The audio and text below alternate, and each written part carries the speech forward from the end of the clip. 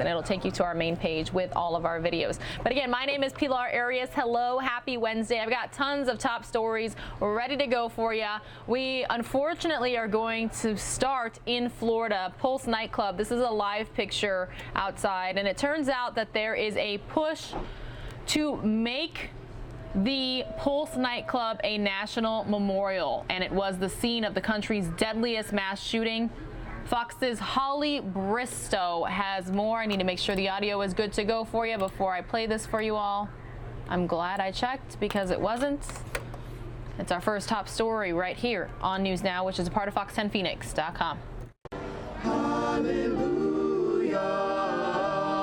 Today is extraordinary. Pulse victims, survivors, loved ones, and community leaders gathering for a major announcement.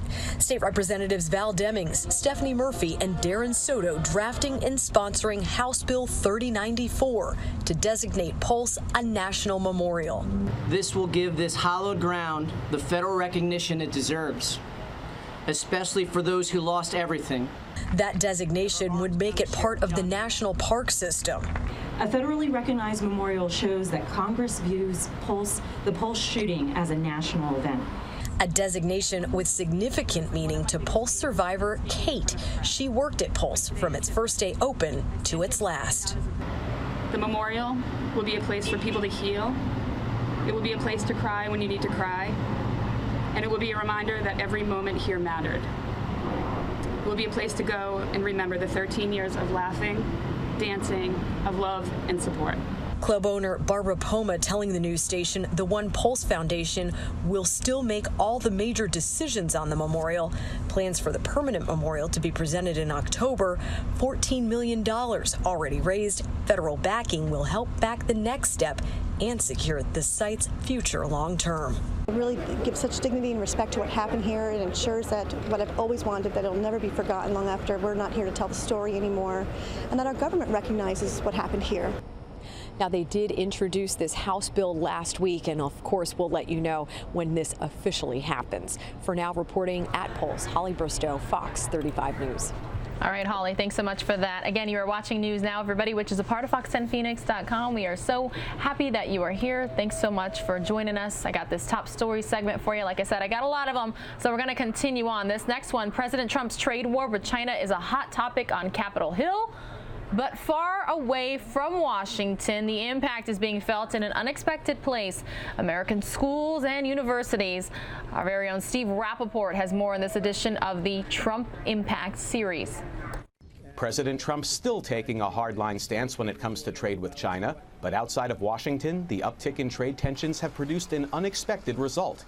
A tightening of American visa restrictions, which has led to denials and delays for Chinese students who want to study in the U.S. and those who want to stay here after graduation. When we train somebody and they have a PhD in engineering, why wouldn't we want to keep them here to create companies and innovate in jobs rather than sending them back? More than 1 million international students study here every year, generating more than $40 billion in economic activity. About a third are from China, but with that relationship now under threat, Chinese students are increasingly turning to other countries for their education. Students, they are more afraid, like if they go back to China to visit their parents, they're afraid they might not come back again. Another big concern, potential exposure for schools if the number of Chinese students keeps falling. Some have taken out insurance policies to minimize the impact from the potential revenue loss, while others are pushing for a change in policy, making it easier for international students to stay and work in America. Most of the students that graduate from my college would prefer to stay here and work. The reason is we've made it very difficult for them to do so, and that's why they all go back home.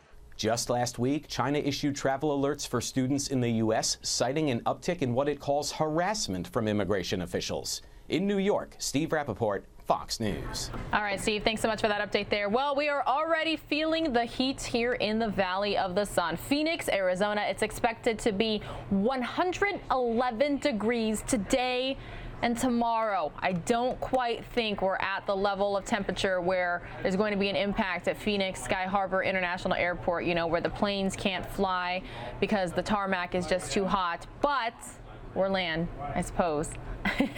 But the temperature is definitely cranking up. And the reason I bring up the heat is because the sand fire in California, burning through more than 2,000 acres. Now hot and windy weather out there as well, starting to affect firefighters. Fox's Dennis Shanahan has more. 2 days after the sand fire broke out near the town of Rumsey, firefighting helicopters were still extinguishing flames until almost sundown. The water of nearby Cache Creek allows the air crews to fill their buckets and douse the flames with little lag time in between. But medical helicopters would also play a key role on this hot afternoon when a firefighter, a member of an inmate crew, suffered a setback, a heat-related illness, according to one of his supervisors. He was flown from the front lines to an awaiting ambulance at the Sand Fire base camp in Rumsey. From there, medics decided he had to go to a hospital, so they dispatched a Reach medical helicopter to transport him quickly. This on a day when temperatures in the Capay Valley hit 100 degrees and above. It gives you an appreciation for what firefighters are willing to risk to keep a community safe.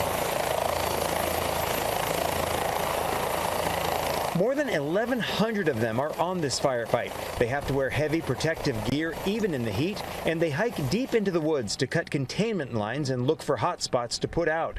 Their hard work left every home in the fire's path still standing. The only buildings that burned were non-residential. It looks like they got a handle on it. They know what they're doing, they're professionals. Fox 40 first spoke with Alan Taylor over the weekend when the safety of his home was in jeopardy. All the important stuff was in the car, ready to go, and my wife had the car loaded down with her personals. Now, as he waters his garden just a few hundred yards from the burn scar, he's feeling comfortable and grateful to the firefighters as the sand fire is now 50% contained. Other than that little plume of smoke there, I don't see much. All right, from the West Coast back to the East Coast, a animal owner receiving a scare she'll never forget after a poisonous fern. I said that right, fern, a poisonous plant sickened her 8-year-old dog. And now she is warning homeowners to be on the lookout for these potentially deadly but common plants. Fox's Danielle Lama has more on the story from Orlando. A plant that could kill your pup. Marania Jingwanat says she used to have a few ferns like this in her backyard, and she had no idea they were poisonous. And I said to my husband, I'm like, what is this plant? Because she always runs over to this plant. The Volusia County woman posted about it on social media because 8-week-old Mia was always trying to eat the orange seeds. The response is pretty scary. They were saying it's a kunti plant, and I've never even heard of that before, and they are extremely toxic to animals. According to the ASPCA, just 1 or 2 of these seeds can kill a dog. Mia ate 7 of them. The 7-pound pup was rushed to the vet. They were like, yeah, like this is serious. I mean, we don't even know how she's still alive. The ASPCA says the kunti palms can cause vomiting, diarrhea, and even liver failure. Mia got an IV, and luckily she's doing well now, even playing with her brother today. She's definitely a tough puppy. Jingwanat pulled the ferns out of her backyard and wants to get the word out about what happened. A lot of people were just like, wow, like, we had no idea. Like, I have that plant and I have dogs. A warning to pet owners. If you have one of these plants, keep your pooch far away. In Volusia County, Danielle Lama, Fox 35 News. All right, I don't think that was an 8-year-old puppy. I think it was an 8-week-old puppy, but I just read the information they give me. That's why you guys always see me looking over. And people are like, why is she looking over when she's talking to us? That's because I'm reading information. I'm reading a script. You know, we don't have teleprompters here on News Now, right here in front of me with the words. I got to look things up.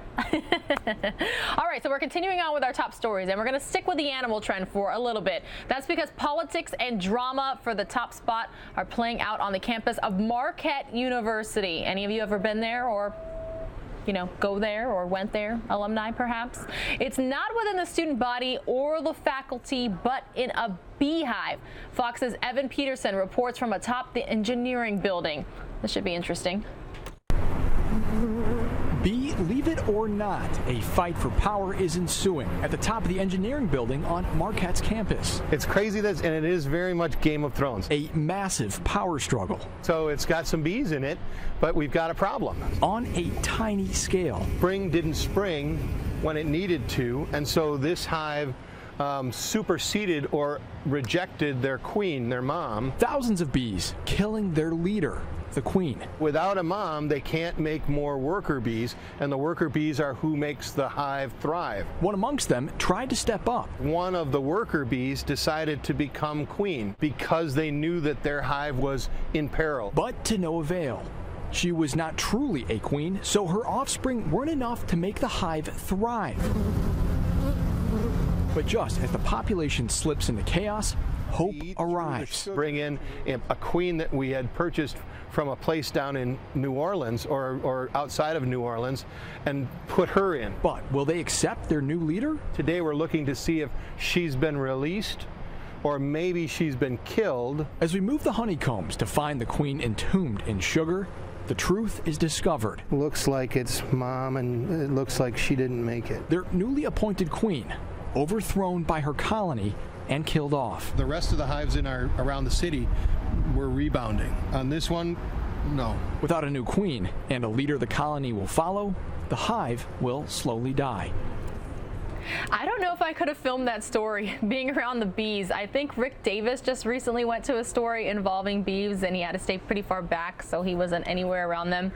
I don't know if I would have had the guts to film that. By the way, for you new viewers, or those of you who don't know me, my name is Pilar Arias. I've been a News Now host now for more than a year and a half, and we're about to add an additional host on Monday. Super excited for you all to meet her. That means we will be extending our News Now stream hours eventually. More News Now, great news for everybody, right? But the reason I was talking about my background and reintroducing myself, I went to the Walter Cronkite School at Arizona State University. I graduated. I will not tell you what year because that easily gives you my age range.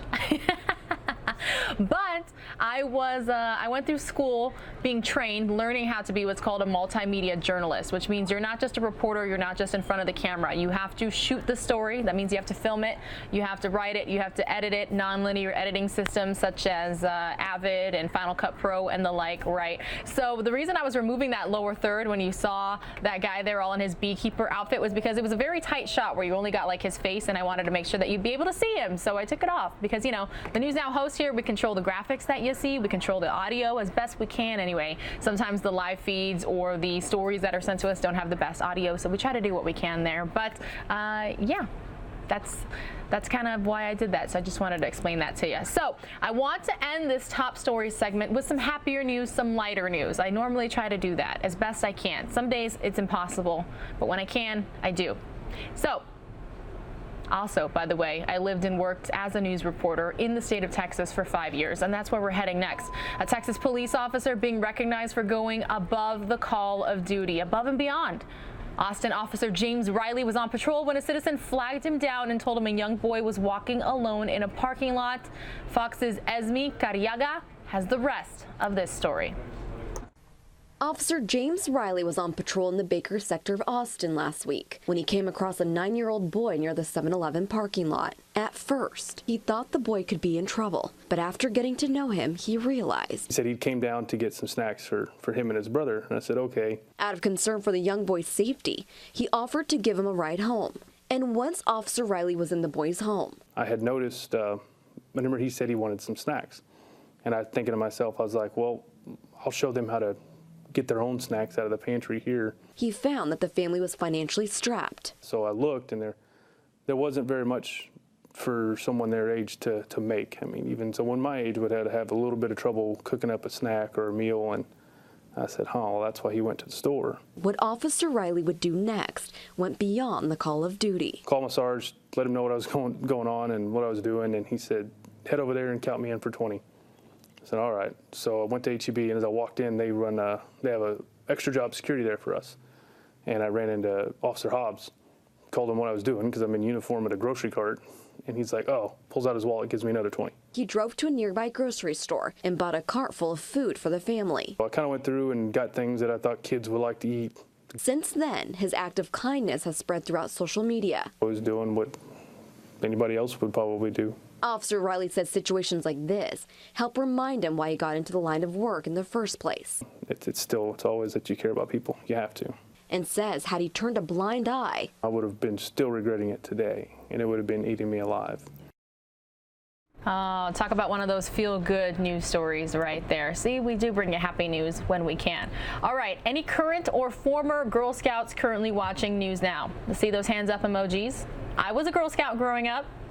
Yeah, this next top story is about a Girl Scout troop helping the homeless and the environment. Fox's Alexa Liaco has the story.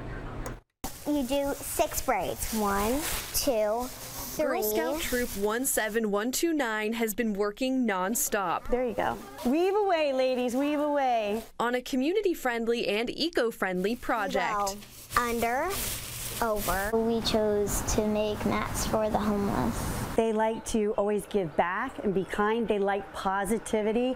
So a lot of our projects are surrounded about making something that's fabulous and then making a difference in the people that they're working with. You're gonna stretch this out. These mats are not only getting the homeless off the pavement. It could be cold outside and then they won't have to suffer on the ground.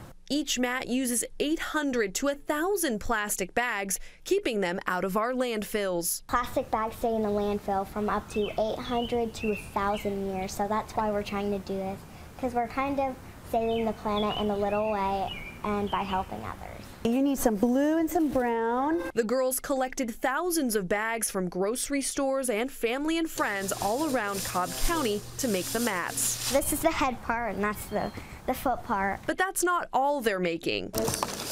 The girls made special kits with snacks and supplies to go with each mat. Every person deserves to eat and sleep, and if they get hurt, they can always heal themselves with what we have in here. With a simple project, these girls are learning so much more than weaving. You might think you're doing like a little thing, but it's actually impacting the world. It's so proud to see these young girls being committed to the outside of themselves. Need some brown. The Girl Scouts say it's all about living their Girl Scout promise to help people at all times. To try to help people as much as possible and not just think about yourself most of the time.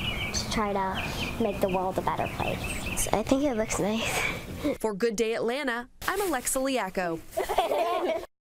Wow, I thought that story with the Texas officer was great, but the Girl Scouts, I think that was even better. What a perfect way to end that top story segment. All right, everybody, I took you out live somewhere, and you're probably wondering where this is and what they are talking about. 2020 Democratic presidential candidate Congressman Eric Swalwell is in Nevada meeting with gun violence survivors and reform activists in North Las Vegas. Let's take a listen live right here on News Now, which is a part of Fox10Phoenix.com. Life, but she said the person pulling the